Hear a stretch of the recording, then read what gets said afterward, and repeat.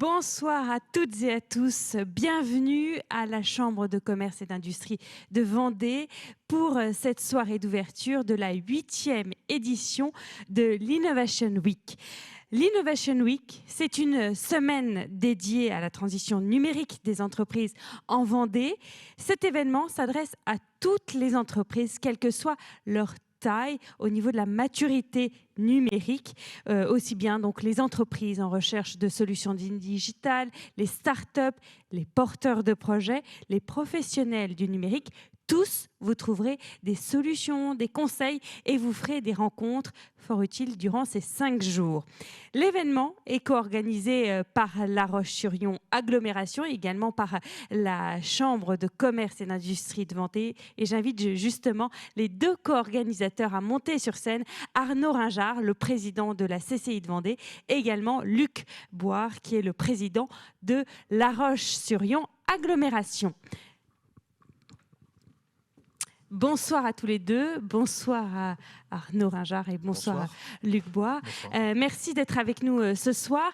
D'abord Arnaud Ringard, vous venez d'être réélu et bravo pour cette victoire. Et nous sommes dans un contexte de pleine relance, dans ce contexte de rebond. Justement, comment se portent les entreprises vendéennes ?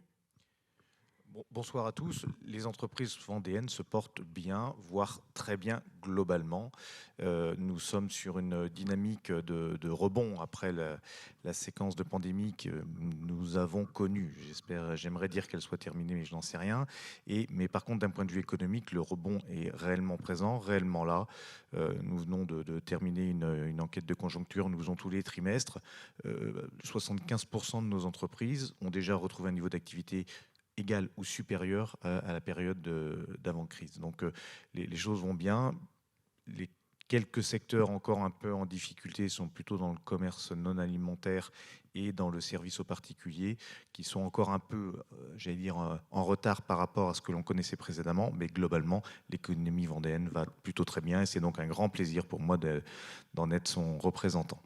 Et au sujet de la relance, précisément, comment la CCI a soutenu les entreprises en matière de digitalisation ces derniers mois ? Oui, la digitalisation est un outil qui a su prendre encore plus d'importance avec là encore la Covid-19. Donc nos outils ne sont pas nouveaux d'une part puisque c'est un sujet qui a animé toute la mandature qui s'est terminée, mais également anime encore nos projets. Donc nous avons un schéma de sensibilisation déjà puisque nous avons, sensibilisé depuis le début de l'année civile près de 800 entreprises à ces sujets-là sur le département et nous avons accompagné individuellement 190 entreprises exactement sur ce thème-là et également déroulé un certain nombre d'outils collectifs d'accompagnement dont l'Innovation Week est un bon exemple, je dirais d'une part, mais également des outils du type le Petit Bain, j'aurai peut-être l'occasion d'y revenir, et également le club e-commerce qui porte bien son nom, l'accompagnement des e-commerçants pour qu'ils puissent monter en puissance et être de plus en plus représentatifs. Donc un soutien très fort. Durant votre second mandat que vous allez commencer, quels grands enjeux allez-vous traiter spécifiquement concernant la transformation digitale des entreprises ? Alors, dans une certaine continuité, je ne vais pas me refaire, mais nous avons répondu à un appel à manifestation d'intérêt sur le commerce du futur.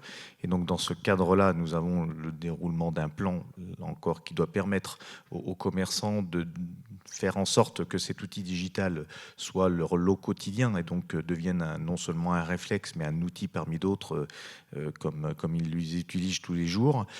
Et puis, le Petit Bain, qui est une émanation, alors chez nous, de ce qui est la cabine, qui est donc un pré-accélérateur de start-up. Là, l'objectif, il est d'aller permettre aux entreprises, qui n'ont pas forcément les réflexes digitaux au départ, y compris industriels en l'occurrence, de pouvoir bénéficier de cette culture ou acculturation au digital, donc accompagné là encore par des experts pour leur permettre d'en faire là encore leur lot quotidien, puisque c'est ça maintenant qui nous attend.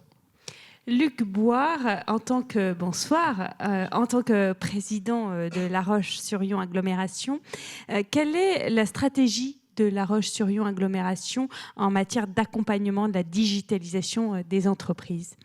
Bonsoir. Tout d'abord, permettez-moi de féliciter Arnaud pour sa brillante élection. On est tous ravis, enfin moi personnellement en tout cas, ravi que tu sois reconduit pour un second mandat.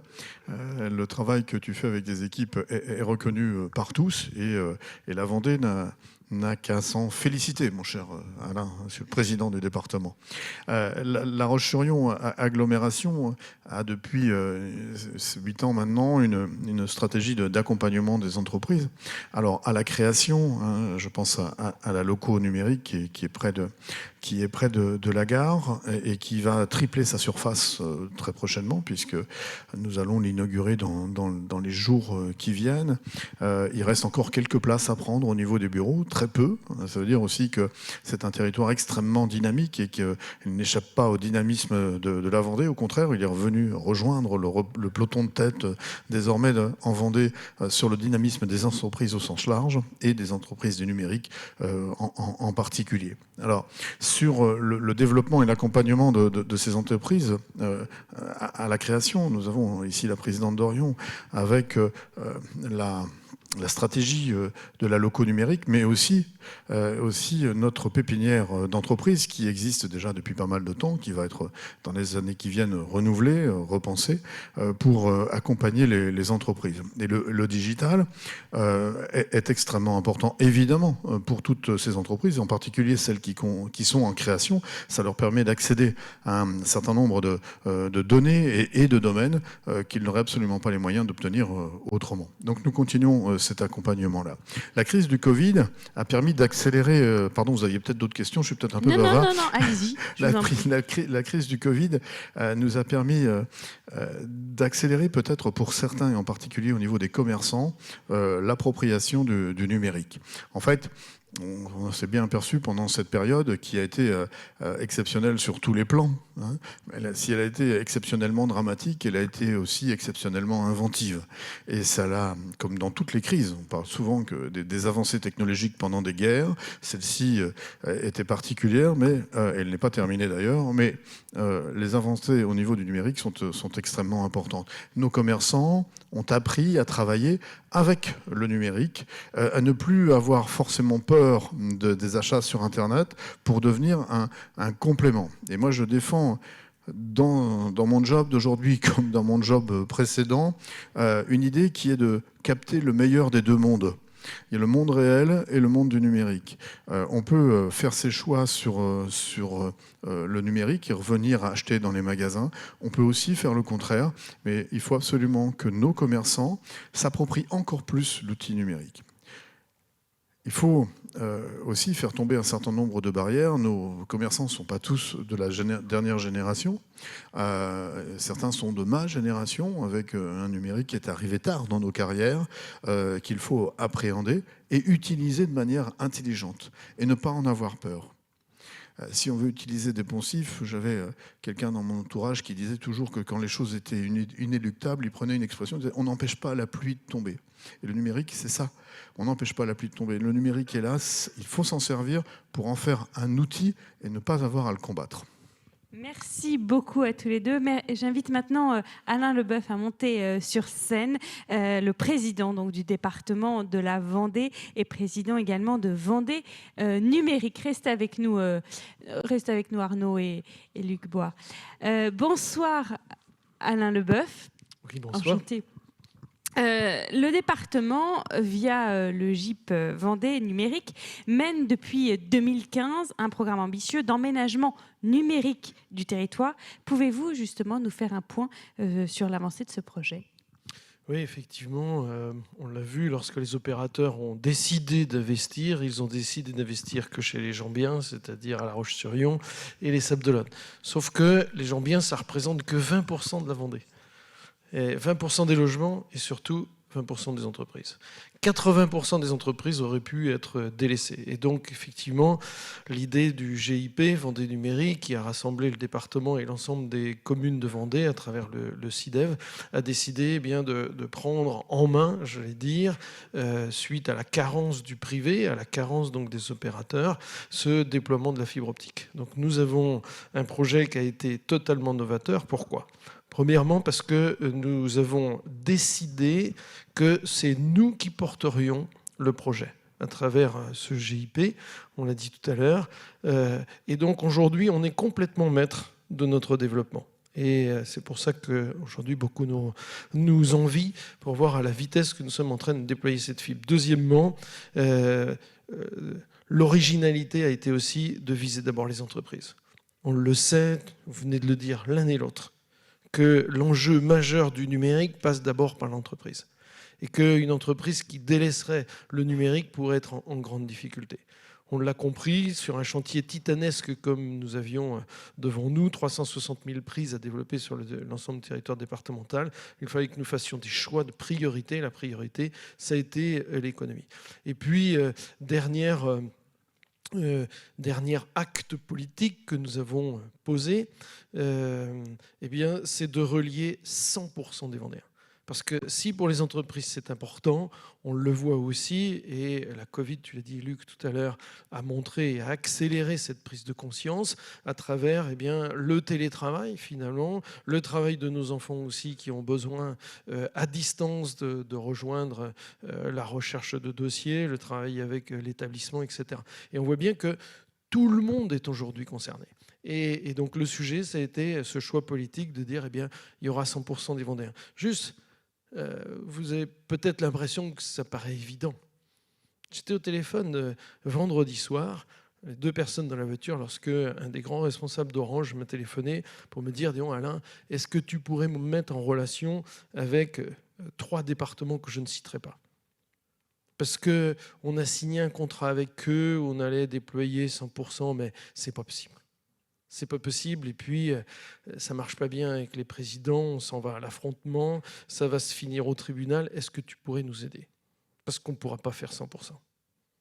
Donc quand je vous dis que la Vendée va faire 100% et que c'est une immense chance, je pèse mes mots.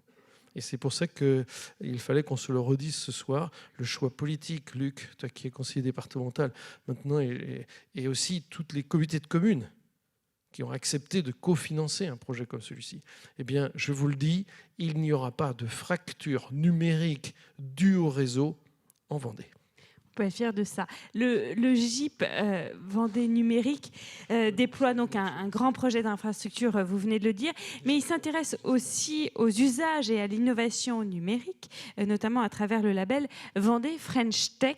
Pouvez-vous nous dire un peu plus de cette action ? Oui, effectivement, les réseaux, c'est une chose. D'avoir la possibilité d'être connecté, d'être branché, c'est une importance, on est bien d'accord, mais nous avons bien compris que le sujet était désormais ailleurs. Et si j'ai insisté tout à l'heure sur la dernière phrase en disant qu'il n'y aura pas de fracture numérique des réseaux, la fracture elle pourrait être ailleurs. En tous les cas, et avec tout le respect qu'on doit au Crédit Agricole, qui a tendance à montrer combien à Nantes, il y a aussi la possibilité d'accueillir toutes ces entreprises, des nouvelles technologies, et on le voit aussi à Angers. Et comme Luc l'a dit tout à l'heure, à travers ce que vous faites ici et que vous êtes en train d'agrandir, la loco numérique, c'était de se dire, attention, la richesse de la Vendée, ça a été le dynamisme économique de ces entreprises. Mais par contre, sur le numérique, comment allons-nous faire ? Comment on va pouvoir aussi être aussi attractif ? Et c'est là où, lorsqu'il y a eu cette idée de labellisation French Tech au niveau national, on a osé dire c'est pour nous aussi. Et c'est le seul département, là aussi, en France, où ce n'est pas une ville qui est labellisée French Tech, mais bien la totalité. Parce que vous le savez, les entreprises en Vendée, cette grande chance, c'est qu'elles travaillent en réseau. Et donc, pour nous, il est important de développer, et on l'a fait en vrai partenariat avec la CCI, puisque aujourd'hui, notre secrétaire général est financé un tiers de son montant donc par la CCI, un tiers le département et un tiers le CIDEV, avec aujourd'hui un vrai réseau qui est en train de se développer. C'est une centaine de personnes qu'il y a derrière qui s'intéressent à nous et qui travaillent en étroite collaboration. Et non seulement il y a un vrai travail qui se fait en Vendée autour de la digitalisation, mais en plus, nous sommes aussi locomotive sur l'ensemble du territoire ligérien, parce que nous le savons, il ne s'agit pas de se protéger contre les autres, il s'agit d'exister avec les autres et à côté de Nantes. Rapidement, Alain Leboeuf, une dernière question justement après la fibre et avec Vendée French Tech dont vous venez nous parler.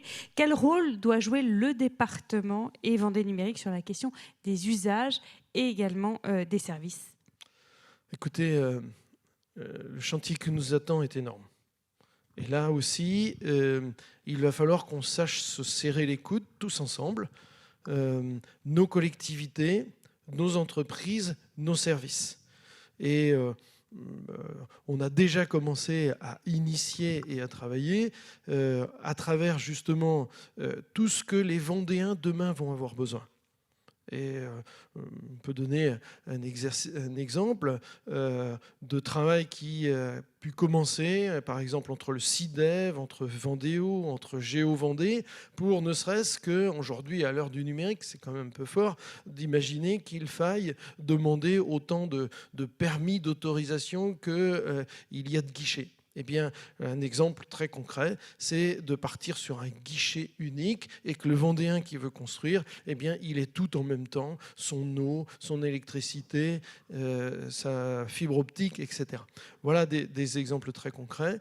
Dans les enjeux qui attendent notre territoire aussi, et quand on est à la tête d'un département, on le sait, c'est qu'il pourrait bien y avoir, là, du coup, deux types de Vendéens. Ceux qui savent utiliser l'outil et ceux qui restent au bord de la route. Nos statistiques, c'est 100 000 Vendéens qui pourraient rester au bord de la route.